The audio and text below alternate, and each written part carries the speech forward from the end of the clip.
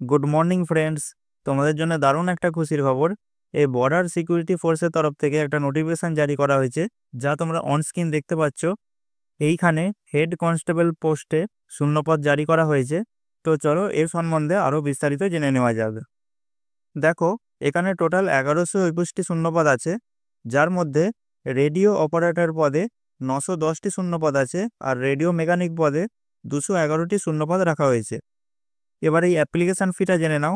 General ও ওবিসিদের জন্য 100 টাকা application fee রাখা হয়েছে, আর তার উপর 59 টাকা ট্যাক্স বা চার্জ এক্সট্রা আছে। আর বাকি এসসি এসটি ফিমেল এক্স সার্ভিসম্যানদের জন্য কোনো ফি নেই, পেমেন্ট তোমাদের অনলাইন মোডে করতে হবে। এরপর তোমাদের এজ লিমিটটা দেখে নাও।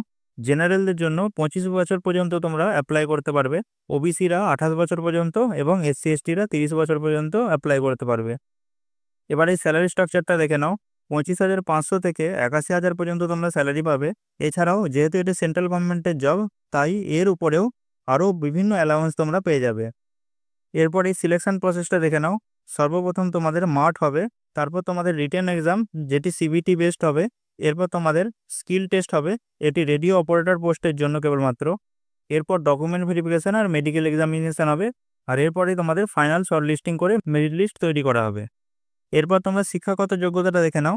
সায়েন্সে বা ফিজিক্স, কেমিস্ট্রি, ম্যাথে 12-এ ন্যূনতম 60% মার্কস থাকলে তোমরা অ্যাপ্লাই করতে পারবে।